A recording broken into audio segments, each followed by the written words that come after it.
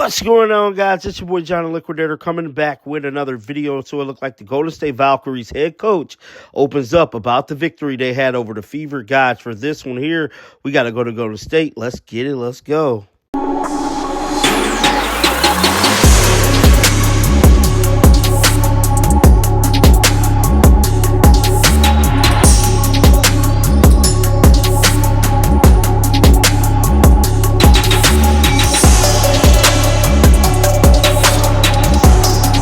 This was just a tough loss by the Indiana Fever basketball team, man. As we look forward to move past this loss, Golden State Valkyries head coach pretty much told the truth about shutting down Caitlin Clark and pretty much shutting down this Indiana Fever basketball team. We know the Fever like to play fast. Unfortunately, they did not play fast last night. With all that being said, let's check out what Golden State Valkyries head coach had to say. Roll the footage. All right, Marissa, hit me. Natalie, just how good of a response was this after the Dallas game to come out and not only win, but to lock down on Caitlin so much to have the defensive effort that you did? That's what I was looking for. Maximum effort, 80 possessions. We talked about it. But on top of that, well, to be honest, our first half wasn't great. I had to get on them. I think they had 44 at half. That's way too many points for that team. So I didn't really like the first half. And then we went over a couple of coverages that we were giving up layups, backdoor cuts, easy just turnaround on Aaliyah Boston. So we just had to make corrections, make some adjustments. Much happier with the effort and the rebounding. Yeah. LA had 4 block shots, 10 points, just felt like she was really aggressive, especially in the second half. What did you just see from her, and what did you like from her performance today?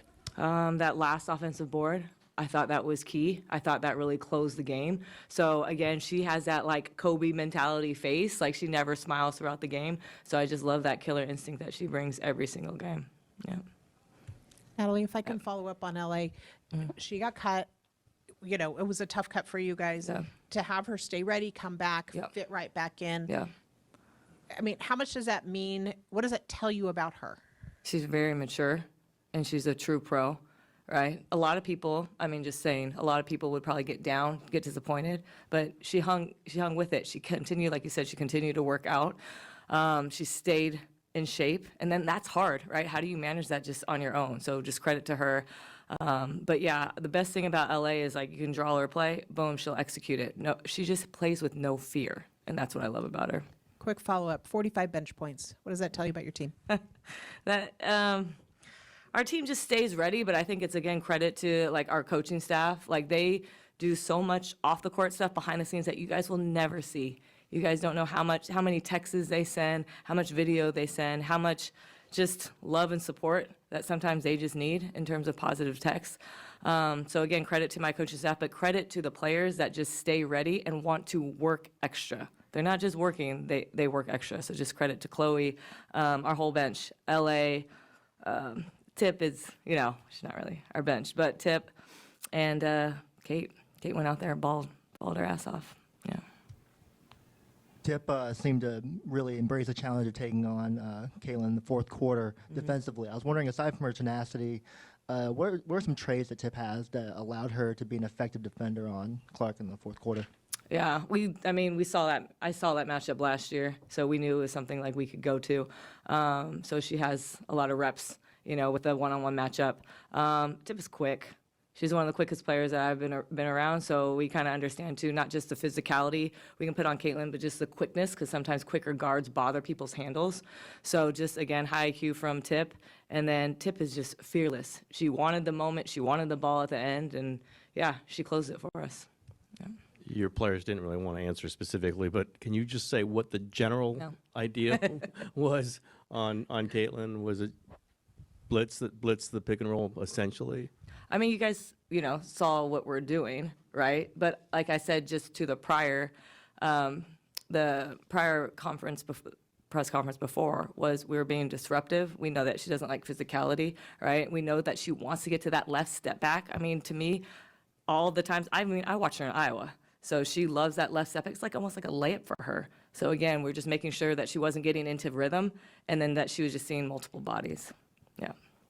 Natalie, pregame, you called this crowd your superpower. Yeah. How much did you just take advantage of that superpower tonight? Yes, they were screaming. When they saw the screen a couple times, and maybe the call didn't go our way, they reacted. Those are the type of moments that we really need. You know what I mean? Because it does affect. It does. It puts pressure a little bit on, the refs, and it just kind of gives us that home court advantage that we're looking for. So yes, I definitely think our fans were the superpower tonight. Yep. Natalie, each time they made even a small threat there in the fourth quarter, it seemed like your team either got an offensive rebound that led to another basket, or a key three, or moved the ball, or got a steal. I mean, what did all those little things do that you had an answer every time they maybe could have grabbed some momentum? Yeah, we keep talking about we want to be the best defensive team. Right? We hang our hats on the defensive end. And so, again, in the first half, we were like, that ain't our best. So we wanted to make sure they saw our best. So, again, anything in terms of disruption, physicality, and finishing with a rebound, and that's what you saw tonight, is everyone connected, everyone contributing, and everyone just exhausting their minutes. And did you know that you have this depth, but you've been mixing and matching with some women gone overseas right now? Did you realize that your roster could go down this far with so many people making contributions? Yeah. Again, credit to Ohema, our GM, and Vanya. This is what we saw in training camp. I don't know. You guys weren't allowed to watch training camp, but we saw this in training camp. So we knew, even the camaraderie that we built, it wasn't just the on-court philosophy, offense and defense. It was the connectivity, the friendships, them enjoying, having fun, dancing. All of that stuff matters. You know what I mean? Because it just brings them together in high moments and low moments. I mean, I saw KT just go at people, but they knew that's that family feel of sometimes you just got to yell at a teammate, quick response, and then, we're doing it together. To follow up on the crowd, did you kind of sense that it was like a playoff intensity and just the energy was just, a little bit more just because Caitlin was in the building? Oh, I just think that's what our crowd is continuing to build, I think. I think they're continuing to build what they really love, and it's just great basketball. That's what you saw tonight. Two great teams, a lot of talent on the floor, and, again, playing with a lot of passion. So I think our crowd is just actually still learning when to scream, when to yell, and they're just doing it at the right times, and so we just really appreciate them. Like I said, they are our superpower. What made this a good matchup for Chloe to kind of break out the way she did? She was shooting threes, getting to the rim, making defensive plays. What stood out to you about her? Yeah, I mean, we put her in a couple actions that she enjoys, getting into her three. So once we saw that, again, in training camp, we saw this a while ago in training camp. So we just made sure that she was able to get to her spots, just depending on if whoever was guarding her, a 5, a 4. If they're in coverage, then we knew the pop was going to be there. Yeah. Natalie. Yep.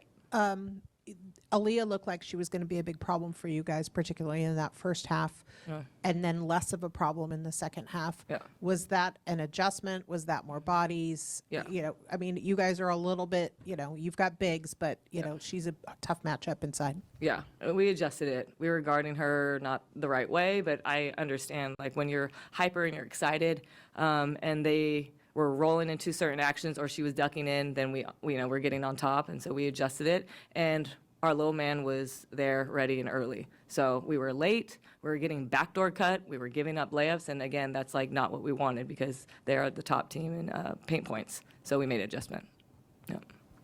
Natalie, you mentioned, how deadly Caitlin can be on the left step back. How happy were you that the double step back got called to travel? They didn't let her get to that. Yeah, that's a great call, right? I mean, yeah, it was actually on the other side, so I actually didn't see it. All I saw was Tip just go like this, and so I'm like, must have been a great defensive stop. So again, credit to Tip. She understood how to, maneuver her and get her to travel. For sure. And then more specifically, you spoke to the depth, but you guys had pretty evenly distributed minutes across all the players that played more so than they did. Did you know that, chasing around Caitlin, you were going to have to sub more players, or is this just the strength of your depth that came through today? Yeah, we knew, like I said, we recovered from that last game in Dallas. I think I said recovery 18 times. So credit to our medical, just getting them fresh today. That's what I saw. And even on the bench, I saw fresh people ready to go. So again, multiple people helps, but then also playing the right way helps. So that's what you saw tonight. Yeah. Hey, Natalie. You guys got back in the game in the third quarter with 7 steals in that third quarter. Do you feel like at this point in the season, your defense is something you guys can lean on when maybe the offense isn't there? if it stays consistent. And that's probably one of the hardest things right now for me, managing consistency. Like I said, do I practice, an hour? Do I practice 90? Like, again, I have to figure out what's the best, especially managing flights and things. We have 3 games, I think, coming up in 6 days. So I really have to be very intentional, Yep. Yeah, Kayla just said that you got 12 dogs, 12 really tough players. Did you know that when you were assembling the roster? Did you know that? When did you first realize these are really 12 tough people? Yeah, when me, Vanya, and Ohema were watching a ton of film, we knew we call them killers. Kayla likes to say dogs. I call them killers. Yeah, we knew. You could see, like, the way they play, like, from even last season, like, you have players that dive after the ball, or you have players that take charges, or they crash for rebounds. Like, those are the players, to me, that are always going to get you extra possessions because they're willing to sacrifice their body. They're in really, really good shape. They take care of themselves off the court. They eat well. They sleep well. Like, all those things, all those intangibles, you could tell that they do because they play so hard. So, yeah, we knew I had 12 dogs. Yeah. Thank you. Yeah. Thanks, you guys. Appreciate it.